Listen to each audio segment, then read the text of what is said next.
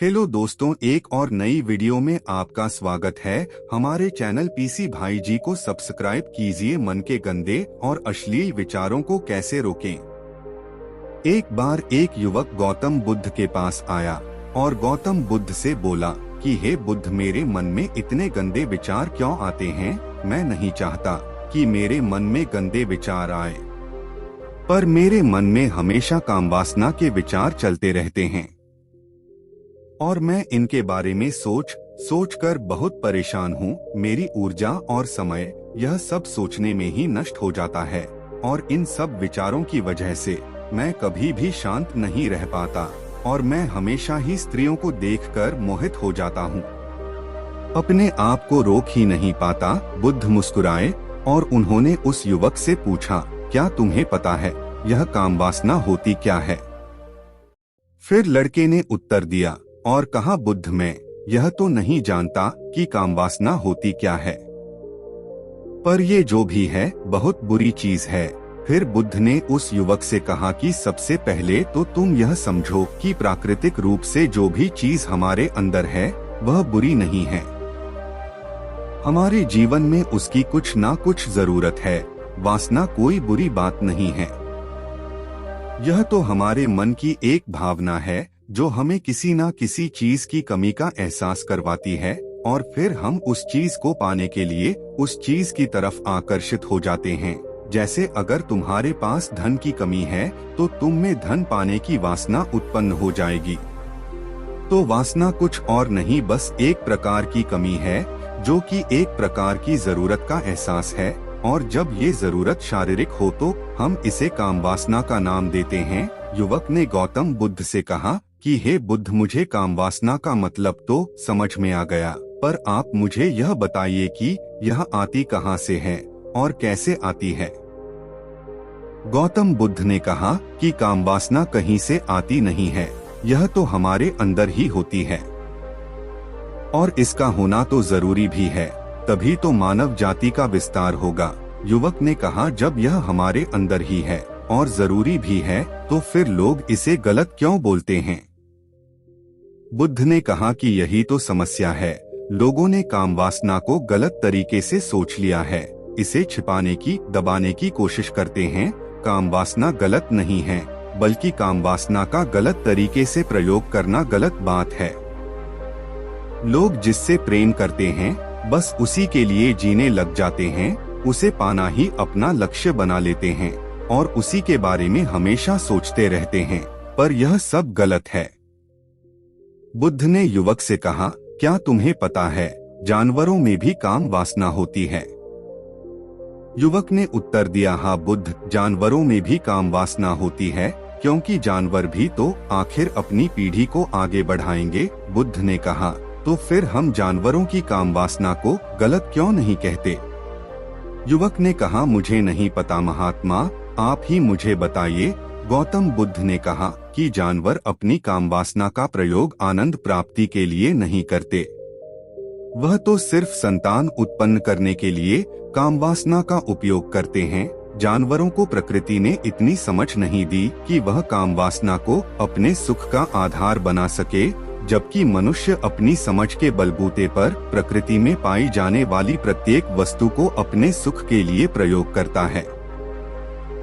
हम इंसानों ने ही कामवासना को अपने सुख का साधन बना लिया है, जबकि प्रकृति ने तो हमें अपने वंश को आगे बढ़ाने के लिए दिया था, लेकिन इंसानों ने इसे अपने जीवन का परम लक्ष्य बना रखा है और इस तरह से कामवासना का बेलगाम हो जाना गलत है। युवक ने मुझसे पूछा, महात्मा जी, ये काम वासना हम पर हावी क्यों होती है, क्यों यह बेलगाम हो जाती है? तब गौतम बुद्ध ने कहा कि सुनो, अब जो मैं तुम्हें बताऊंगा उसे तुम ध्यानपूर्वक सुनना।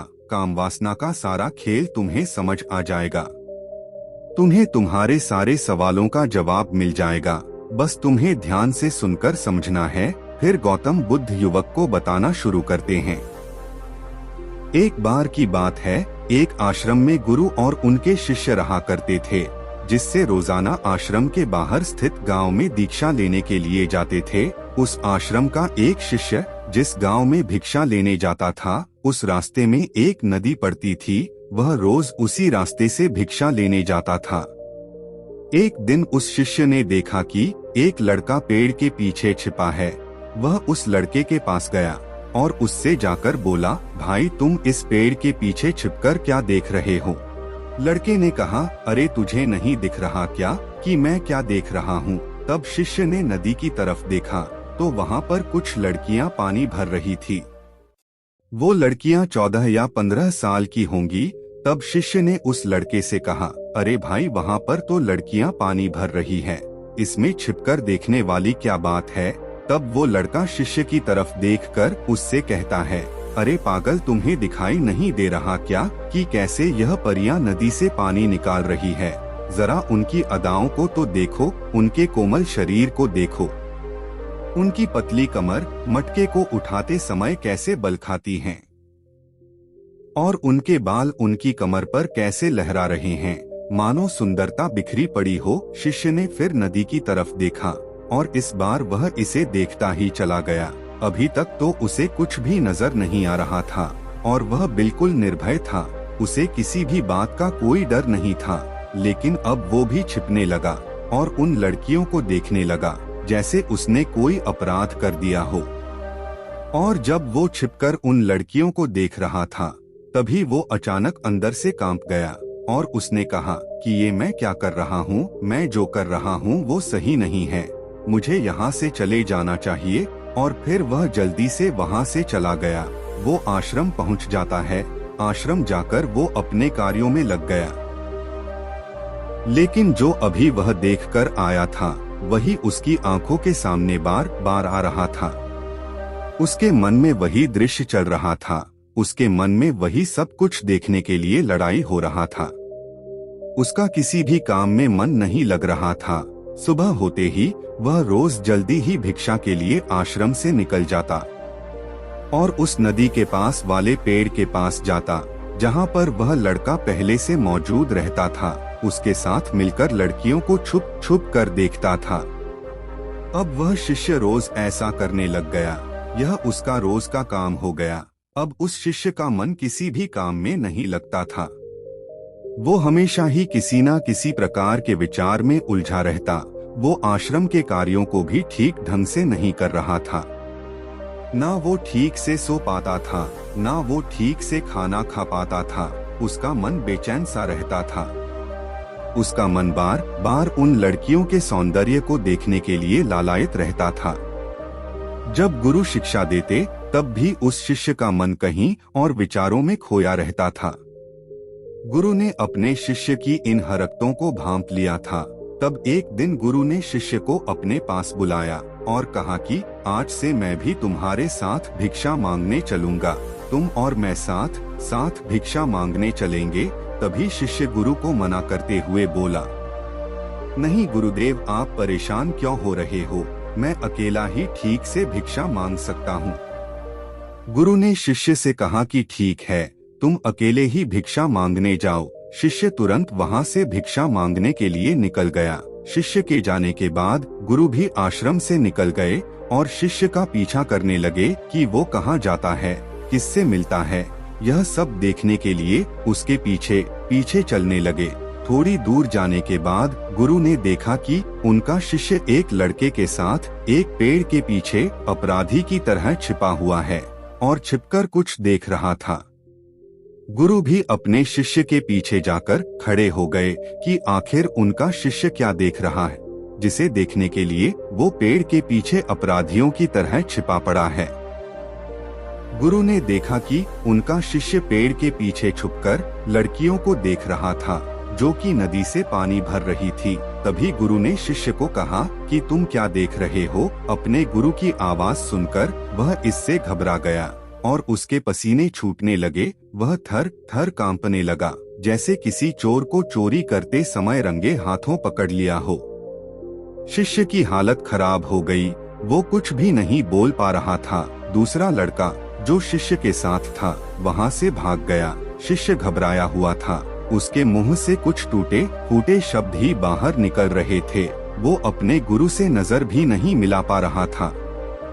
गुरु ने शिष्य की तरफ देखा और कहा कि मेरा शिष्य तो निर्भय था, उसे तो किसी भी चीज का डर नहीं था, लेकिन ये क्या, तुम तो डर के मारे कांप रहे हो। शिष्य ने गुरु से कहा कि मुझे माफ कर दो गुरुदेव, मेरा इसमें कोई दोष नहीं है।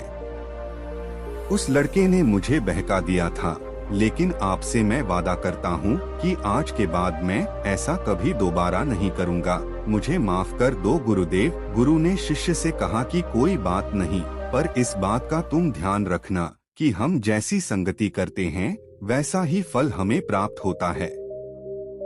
हम जैसी संगति करते हैं उसके विचार हमारे अंदर प्रवेश करते हैं, इसीलिए अच्छी संगति करो जिससे तुम्हारे अंदर अच्छे विचारों का प्रवेश हो। फिर गुरु और शिष्य आश्रम लौट आए और फिर से शिष्य आश्रम के कार्यों पर ध्यान देने लगा। उसने उस रास्ते को छोड़ दिया और दूसरे रास्ते से जाने लगा। वो अपने काम को ध्यान से करता, लेकिन धीरे धीरे उसके अंदर क्रोध उत्पन्न हो गया और फिर वो दूसरे शिष्यों पर क्रोध करने लगा और बेचैन रहने लग गया। अब वो सही समय पर भोजन भी नहीं करता था, वो भोजन भी बहुत कम खाता था। एक रात गुरु शिष्य के पास आए और उसे बोले कि अब तक तुमने कितनी बार अपना वादा तोड़ दिया। यह सुनकर शिष्य अपने गुरु के चरणों में गिर गया और रोने लगा। रोते रोते ही उसने गुरु से कहा, गुरुदेव मैं कई बार अपना वादा तोड़ चुका हूँ, फिर वादा कर लेता हूँ, लेकिन हर बार मैं वादा तोड़ देता हूँ। मेरा मन मेरे नियंत्रण में है ही नहीं। मैं बहुत कोशिश करता हूँ कि मैं अपने मन से सारे बुरे विचारों को निकाल दूँ, लेकिन मैं चाहकर भी ऐसा नहीं कर पा रहा हूँ। फिर गुरु ने शिष्य को कहा कि चलो मेरे साथ। गुरु शिष्य को आश्रम के बगीचे में लेकर गए और शिष्य से कहा कि देखो यहाँ पर एक नाला बनी हुई है जिससे नदी का पानी इन पौधों तक आ रहा है और यह पानी एक निरंतर भाव से आ रहा है। क्या तुम इस पानी के बहाव को रोक सकते हो? शिष्य ने कहा कि हाँ गुरुदेव, मैं इस बहाव को रोक सकता हूँ। फिर शिष्य ने मिट्टी उठाकर उस नाली में डाल दी। वो पानी थोड़ी देर के लिए रुक गया और फिर थोड़ी देर बाद उस मिट्टी के ऊपर से पानी आ गया। गुरु ने शिष्य से कहा, अरे ये क्या, ये तो पानी रुका ही नहीं। फिर शिष्य ने कुछ कंकर पत्थर उठाकर उस नाली में डाल दिए और फिर थोड़ी देर के लिए पानी रुक गया, लेकिन फिर थोड़ी देर बाद ही उन कंकर पत्थर के ऊपर से पानी निकल आया। फिर गुरु ने कहा कि शिष्य यह क्या हुआ, पानी तो फिर से आ गया। तुम तो बोल रहे थे कि तुम इसे रोक दोगे, क्या हम किसी काम को रोकना चाहे तो क्या हम उसे रोक नहीं सकते? तब शिष्य ने कहा, कोई बात नहीं गुरुदेव, मैं इस पानी को तो आपको रोक के दिखाऊंगा।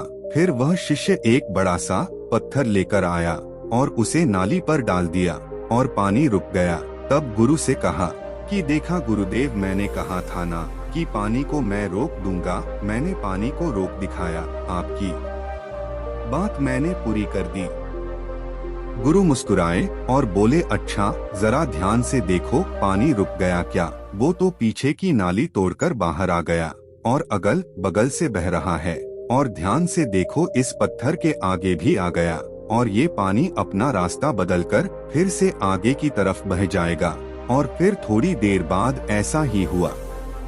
फिर गुरु ने शिष्य को समझाया कि तुम्हारे साथ भी तो ऐसा ही चल रहा है। तुम बार बार प्रयास कर रहे हो, बड़े से बड़ा प्रयास कर रहे हो, पर हर बार तुम्हारा प्रयास टूट रहा है और यह हमेशा टूटता ही रहेगा। तुम कितना भी बड़ा पत्थर रख लो, लेकिन पानी तो अपना रास्ता बना ही लेगा। यह सब देखकर शिष्य ने गुरु से कहा कि हे गुरुदेव, क्या कोई तरीका नहीं है जिससे मैं गंदे विचारों से बाहर निकल सकूं और यह मेरे मन में आए ही नहीं। गुरु शिष्य को एक नदी के पास ले गए जहां से उस बगीचे में पानी नहीं आ रहा था।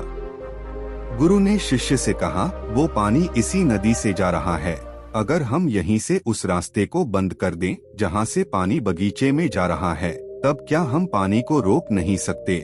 शिष्य ने कहा कि हाँ गुरुदेव, अवश्य ऐसा हो सकता है। मैं इस पानी को यहीं से बंद कर देता हूँ, तब आगे की नाली में पानी जाएगा ही नहीं और फिर बगीचे में पानी जाएगा ही नहीं। शिष्य ने नदी से जाने वाले रास्ते को बहुत मेहनत करके पत्थर और मिट्टी डालकर बंद कर दिया और गुरु से कहा कि गुरुदेव मैंने पानी को बंद कर दिया है, अब यह पानी बगीचे में जाएगा ही नहीं। तब गुरु ने शिष्य से कहा, अगर पानी बगीचे में नहीं जाएगा तो पेड़ पौधों को पानी कहाँ से मिलेगा? उन पेड़ पौधों को तो पानी की आवश्यकता है, और उन पेड़ पौधों में कुछ पेड़ पौधे तो ऐसे हैं जिनको रोज पानी की आवश्यकता है। वह तो मुरझाकर मर ही जाएंगे, उनका क्या होगा? पानी तो हमें खोलना ही होगा। शिष्य ने गुरु की बात सुनकर वापस नदी से जाने वाले पानी का रास्ता खोल दिया। तब गुरु ने शिष्य से पूछा, शिष्य अगर हम इस नदी के पूरे पानी को बगीचे की तरफ मोड़ दे तो क्या होगा? तब शिष्य ने जवाब दिया कि गुरुदेव वहाँ पर जितने भी पेड़ पौधे हैं वो गल कर नष्ट हो जाएंगे, वहाँ पर कुछ नहीं बचेगा। फिर गुरु मुस्कुराए और बोले, तुम इस बात को समझो कि हमें किसी भी चीज को रोकना नहीं है, बस हमें हमेशा संतुलन बनाए रखना है। कम पानी से भी पौधे नष्ट होते हैं और ज्यादा पानी से भी पौधे नष्ट होते हैं। हमारा जीवन संतुलन से ही चलता है। गुरु ने शिष्य से कहा कि अगर मैं तुम्हें कुछ कहूँ कि तुम आम के बारे में मत सोचो, तो तुम्हारे मन में सबसे पहले किसका चित्र आएगा? शिष्य ने कहा कि गुरुदेव मेरे मन में तो पहला चित्र आम का ही आएगा। गुरु ने कहा कि जब हम गंदे विचारों को जबरदस्ती रोकने का प्रयास करते हैं तो वह और मजबूती के साथ हमारे अंदर प्रवेश करते हैं और हमारे अंदर उठते हैं। इसीलिए हमें उन्हें कभी भी दबाने की कोशिश नहीं करनी चाहिए। फिर गुरु ने शिष्य को समझाते हुए कहा कि हमारे गंदे विचार बुरे लोगों की संगति करने की वजह से भी आते हैं। कई बार क्या होता है कि कामुकता हमारे अंदर होती नहीं है, लेकिन कुछ अश्लील लोगों के साथ रहने की वजह से ये हमारे अंदर हावी हो जाती है। फिर शिष्य ने कहा कि गुरुदेव आप सही कह रहे हैं, मैं अपने मार्ग से भटक गया था। फिर वो शिष्य उस रात बहुत ही चैन की नींद सोया। सुबह अपने कार्यों को पूरे मन से किया और फिर सुबह वो भिक्षा लेने के लिए उसी रास्ते से गया जहाँ वह लड़का आज भी पेड़ के पीछे छुपकर उन लड़कियों को देख रहा था। वो शिष्य नदी पर गया जहाँ वह लड़कियाँ पानी भर रही थी। उसने उन लड़कियों से पानी मांगा। उन लड़कियों में से एक लड़की ने उसे पानी पिलाया और उस सन्यासी शिष्य के चरण छुए। शिष्य ने उसे आशीर्वाद दिया कि तुम्हारा कल्याण हो। शिष्य का मन सकारात्मक ऊर्जा से भर गया। उसके चेहरे पर मुस्कान आ गई थी, जैसे कि उसे कुछ खोया हुआ वापस मिल गया हो। वह वापस अपने रास्ते से जाने लगा। तभी पीछे से वह लड़का आ गया जो पेड़ के पीछे छुपा हुआ था। वह शिष्य के पास आया और बोला कि क्या बात है, आज तो तुमने नजदीक से दर्शन कर लिए, तुम तो मुझसे भी आगे निकल गए। तब शिष्य ने कहा कि हम हमेशा दूसरों के दर्शन करने में ही व्यस्त रहते हैं, अपने दर्शन कर ही नहीं पाते। तुम कब तक इस पेड़ के पीछे छुपते रहोगे? किसी को पसंद कर लो, उससे बोल दो। अगर वो भी तुम्हें पसंद करती है तो शादी कर लो और उससे पहले तुम कुछ बन जाओ। अपने आप को पहचान लो, ऐसे अपना समय बर्बाद मत करो। फिर वह लड़का रोज उससे मिलने लगा और उस लड़के ने नदी पर जाना छोड़ दिया। और फिर वो लड़का अपने जीवन में कुछ बनने के लिए संघर्ष करने लगा। तो तुमने देखा संगति का असर क्या होता है। अपनी संगति बदलो, अपने विचार बदलो। बुद्ध ने युवक से पूछा कि क्या तुम्हें तुम्हारे सारे सवालों का जवाब मिल गया? तब युवक ने कहा कि हाँ महात्मा जी, आपका बहुत बहुत धन्यवाद। तब गौतम बुद्ध ने युवक से कहा कि जब तुम्हारे मन में गंदे विचार आए तब आप अपने आप को दोषी मत मानो। यह शरीर है और यह सब इसने हजारों वर्षों से सीखा है। एक केवल तुम्हारे सोच लेने से, शपथ लेने से ये टूटने वाला नहीं है, लेकिन तुम्हारे पास वो शक्ति है, वो ऊर्जा है जिसका तुम्हें संतुलन बनाकर उपयोग करना है। तुम एक जीवित ऊर्जा हो जो कुछ भी अनुभव करने के लिए स्वतंत्र है, जो निर्माण करने के लिए स्वतंत्र है। इसीलिए तुम अपने आप को पहचानो। यह बोलकर गौतम बुद्ध मौन हो गए और वो युवक वहाँ से चला गया। आज का कहानी यहीं खत्म होता है। आप लोग हमें जल्दी से फॉलो कर लीजिए। ऐसे ही अनमोल और मजेदार कहानी सुनने के लिए आपको एक वीडियो कैसी लगी कमेंट में जरूर बताएं। तब तक के लिए सभी भाइयों को नमो बुद्धाय।